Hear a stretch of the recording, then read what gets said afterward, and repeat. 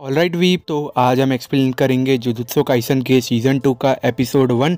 तो यार मैं तुम लोगों को पहले बता दूं कि मेरे व्यूअर्स ने शायद ही इसका सीज़न 1 देख रखा होगा, इसलिए मैं डायरेक्टली सीज़न 2 एक्सप्लेन कर रहा हूं क्योंकि ये नया नया आया है। तो बिना टाइम वेस्ट करे वीडियो को स्टार्ट करते हैं। एपिसोड के स्टार्ट में हमें यहाँ पर गेटो का सीन दिखाते हैं जो कि पास्ट का सीन है। गेटो यहाँ पर एक गली में आता है और देखता है कि यहाँ पर एक कर्स स्पिरिट किसी इंसान को मारकर खा रही है। तो गेटो यहाँ पर उस गली में आके उस कर्स स्पिरिट को खा लेता है। गेटो यहाँ पर यही सोचता हुआ जाता है कि मेरे अलावा कोई नहीं जानता था कि कर्स स्पिरिट का टेस्ट कैसा होता है। ऐसा लगता है जैसे उल्टी साफ किए कपड़े से तुम निगल रहे हो। मैंने जो देखा वो कोई आम चीज़ नहीं थी। मैं जानता हूँ कि लोग कितने बदसूरत होते हैं, फिर भी मैंने जुजुत्सु सॉर्सरर बनना चुना जो लोगों की हिफाजत करता है। और हम देखते हैं यहाँ पर गेटो और गोजो आमने सामने होते हैं। यहाँ पर सीन चेंज होकर हमें एक वीडियो का दिखाया जाता है जिसमें वीडियो में बताते हैं कि ये घर एक बारबेक्यूएस रेस्टोरेंट के मालिक का हुआ करता था जिसके पास बहुत सारे रेस्टोरेंट थे, लेकिन पिछले साल जुलाई में उन्होंने ये घर खाली कर दिया क्योंकि लैम्पी वायरस की वजह से उनके रेस्टोरेंट को बहुत ही नुकसान झेलना पड़ा था।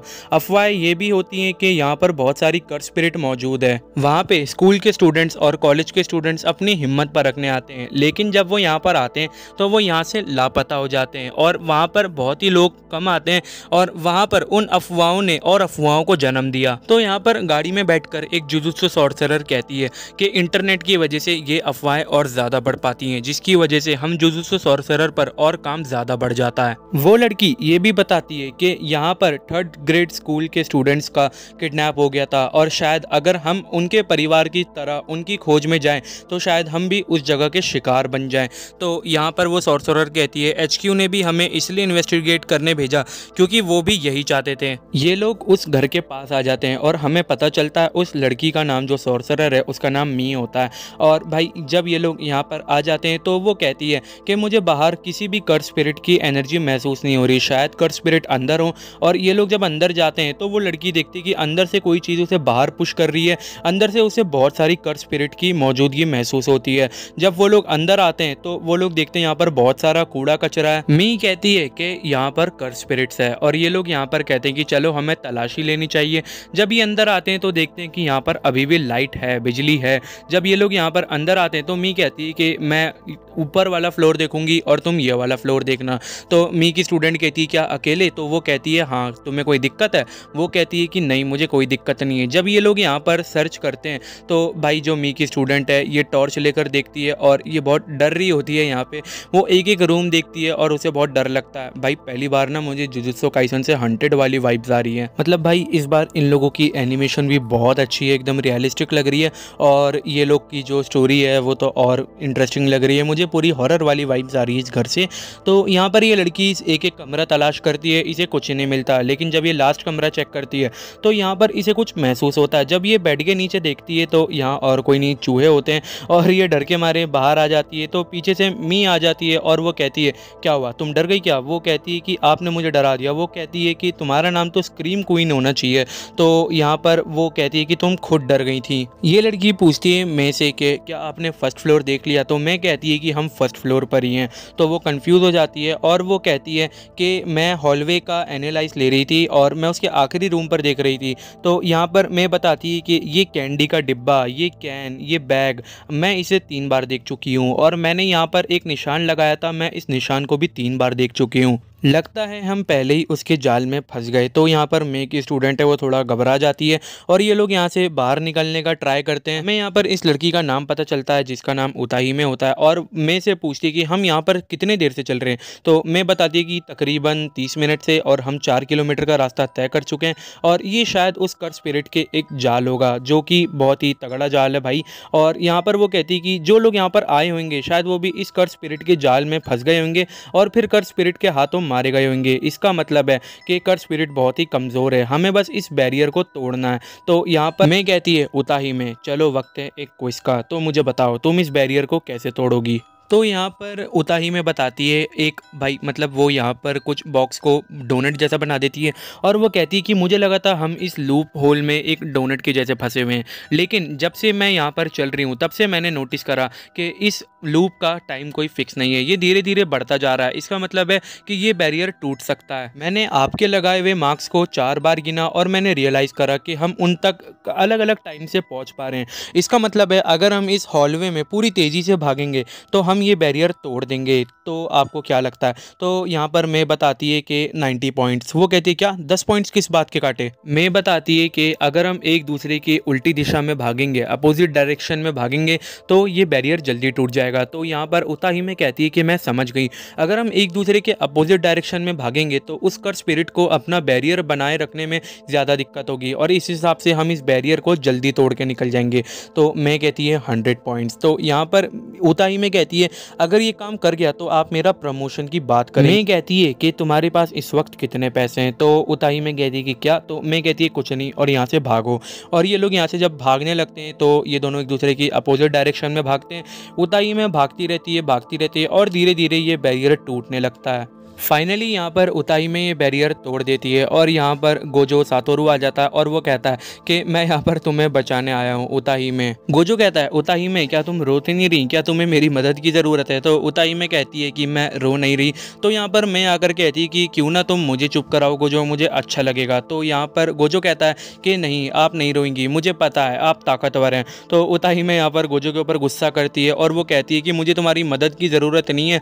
तो तब यहाँ पर उताही में के पीछे से एक कर स्पिरिट निकलती है जिसने कि वो बैरियर बनाया था और गेटो यहाँ पर कहता है कि उसे सोचना मत, उसे मैं निगल लूंगा। तो गेटो यहाँ पर कहता है कि गोजो तुम यहाँ पर कमज़ोरों को क्यों छेड़ रहे हो? तो गोजो कहता है कि भला कौन बेवकूफ़ ताकतवर लोगों को छेड़ेगा? तो यहाँ पर मैं कहती है कि गेटो तुम आग में घी डालने का काम कर रहे हो। यहाँ पर एक लड़की आती है जिसका नाम शोको होता है। भाई मैं तो पहली बार कंफ्यूज हो गया था कि नोबारा सीजन 2 में क्या कर रही है, वो भी इनके पास्ट आर्क में। तो भाई वो नोबारा नहीं होती, ठीक है, उसका नाम लिहिरी शोको होता है।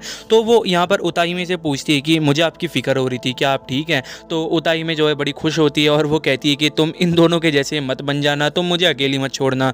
तो यहाँ पर जो है भाई ये दोनों गले मिल जाते हैं। वो जो यहाँ पर मैं से पूछता है क्या उस कर स्पिरिट के बैरियर में कुछ गड़बड़ थी, कुछ वक्त में गड़बड़ थी? ऐसा होना बहुत रेयर है लेकिन ऐसा आजकल हो रहा है, इसमें 2 दिन लग गए। तो यहाँ पर मैं कहती है नहीं, इसका ये काम 2 दिन का हुआ तो मैं इस चीज़ के ज़्यादा पैसे काटूंगी।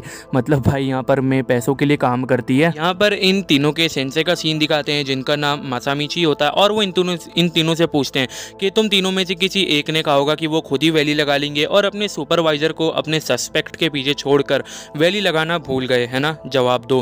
तो यहाँ पर शोको और गेटो जो है गोजो की तरफ इशारा करते हैं। तो यहाँ पर गोजो कहता है कि ये वैली लगाना ज़रूरी है क्या? तो वो तुरंत ही यहाँ पर गोजो के सर पर एक घूंसा मारते हैं और ये दोनों यहाँ पर बास्केटबॉल खेलने आ जाते हैं। गोजो यहाँ पर कहता है यार ये वैली लगानी ज़रूरी है क्या? वैसे भी आम लोग उन्हें नहीं देख सकते और वैसे भी वो ना ही कर स्पिरिट देख सकते हैं और ना ही कर्स टेक्निक्स। तो गेटो यहाँ पर कहता है कि वो लोग जितना ना ही देखें उतना अच्छा है, जितना हम लोगों को कर स्पिरिट से बचाएंगे उतना ही लोग कर स्पिरिट्स के डर से कम जिएंगे और वो लोग यहाँ पर खुशी से रह पाएंगे।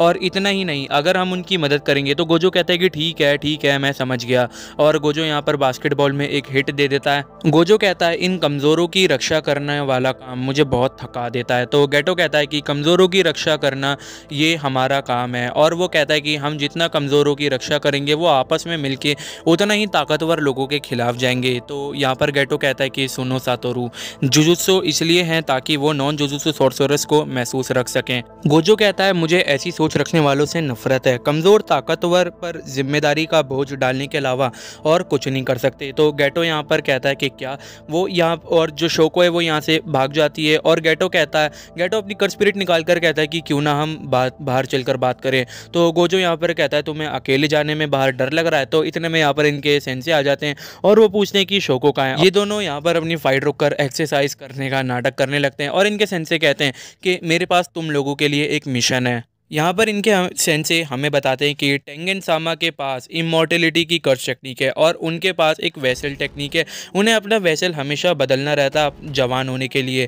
दिक्कत उनकी उम्र बढ़ने से नहीं है, बल्कि दिक्कत है कि लेकिन जब उनकी बॉडी एक ख़ास लेवल तक बढ़ जाएगी तो वो यहाँ पर उनकी कर्स टेक्निक उनका शरीर को बदल देगी। तो गेटो यहाँ पर कहता है कि टेंगन सामा के मुताबिक जब कोई उस लेवल तक पहुँच जाता है तो उनके अंदर कोई इच्छा नहीं रहती, वो टेंगन सामा नहीं रहेंगे, वो इंसानियत के लिए ख़तरा भी बन सकते हैं। और गेटो यहाँ पर बताता है कि उनके पास जो ताकत है उससे हम अपनी सिक्योरिटी को बहुत टाइट रख पाते हैं और वो हमारे लिए बहुत ही पावरफुल है, और इसलिए टेंगन सामा हर 500 साल बाद अपना वेसल चेंज करते हैं ताकि वो अपनी बॉडी बदल सकें। समझ गए गोजो? तो गोजो कहता है हाँ हाँ समझ गया। तो यहाँ पर जो उनके सेंस है वो उन्हें मिशन देते हैं और कहते हैं कि तुम्हें जाकर उनके वेसल को बचाना है, लेकिन दिक्कत यहाँ पर यह है कि उस वेसल की लोकेशन लीक हो गई है और उसके पीछे 2 ग्रुप पड़े हुए हैं, तो तुम लोग जाओ और उस वेसल को यहाँ पर लेकर आओ। गोजो और गेटो यहाँ पर उस वेसल को लेने आ जाते हैं। तो यहाँ पर गोजो कहता है कि मेरी ये समझ नहीं आता कि ये मिशन हमें आकर क्यों दिया गया है और वो ग्रुप उस लड़की के पीछे क्यों पड़ा है। तो गेटो बताता है शायद इसलिए क्योंकि उनका परिवार टेंगन सामा की सदियों से पूजा करता आ रहा है। और गोजो यहाँ पर कहता है कि तुम अंदर जाओ और उस वेसल को लेकर आओ। जब गेटो यहाँ से जा रहा होता है तो गोजो यहाँ पर कहता है कि तुम घबराना मत, मैं उन क्यू वाले ग्रुप को संभाल लूँगा। तो यहाँ पर गेटो कहता है कि गोजो मैं तुमसे ये काफ़ी दिनों से कहना चाहता था, तुम्हें अपनी ताकत पर इतना घमंड नहीं करना चाहिए। कल को तुम अगर टेंगन सामा से मिले तो तुम्हें उनसे तमीज़ से पेश आना चाहिए। जब गेटो यहाँ पर आता है तो यहाँ पर एक बॉम्ब ब्लास्ट हो जाता है, तो यहाँ पर गेटो खुद को प्रोटेक्ट कर लेता है और वो लड़की नीचे गिर रही होती है। तभी गेटो भाई यहाँ से फटाफट जाकर उस लड़की को बचा लेता है और यहाँ पर वो क्यू ग्रुप का एक आदमी होता है और वो कहता है कि मैं तुम्हारी यूनिफॉर्म पहचानता हूँ, तुम जुजुत्सु हाई स्कूल के सॉर्सरर हो ना। तो यहाँ पर गोजो की तरफ कोई बंदा चाकू फेंकता है और गोजो को लगती नहीं, क्योंकि भाई हमें सबको पता है कि गोजो को एक इन्फिनिटी लेयर कवर करती है, प्रोटेक्ट करती है। तो यहाँ पर वो लड़का कहता है कि तुम गोजो सातोरू हो ना, मैंने सुना है कि तुम बहुत ताकतवर हो, क्या तुम मुझसे लड़ोगे? गोजो कहता है कि ठीक है मैं तुमसे लड़ लूँगा, लेकिन अगर तुम भीख मांगोगे तुम्हारी जान की तो मैं तुम्हें माफ़ कर दूंगा और तुम्हें जाने दूंगा। और यहाँ पर सीन चेंज होकर हमें 2 लोगों का दिखाते हैं, जहाँ पर एक बंदा कहता है star religious group jujutsu sorcerer के आगे टिक नहीं सकते, खेल शुरू हो गया। तो वो उससे कहता है जेनिन क्या कहते हो, क्या तुम उस वेसल को मारने में मदद करोगे? तो वो आदमी यहाँ पर कहता है कि जेनिन अब मेरा नाम नहीं रहा, मैंने अपनी वाइफ का नाम रख लिया फुशीगुरो और आप मुझ पर भरोसा कर सकते हो। और भाई फुशीगुरो को तो हम सभी जानते हैं, वो बहुत ही स्ट्रॉन्गेस्ट आदमी है यार पूरी जुजुत्सु काइसन में। तो आगे यहाँ पर एपिसोड हमारा ख़त्म हो जाता है। फ्रेंड्स आई होप आप लोगों को एपिसोड पसंद आया होगा। पसंद आया तो वीडियो को लाइक करना, चैनल को सब्सक्राइब करके बेल आइकन ज़रूर दबा देना। और यार मैंने अपना पूरा ट्राई करा है कि मैं इस एपिसोड को अच्छे से एक्सप्लेन कर पाऊँ और मैंने अपना बेस्ट दिया है।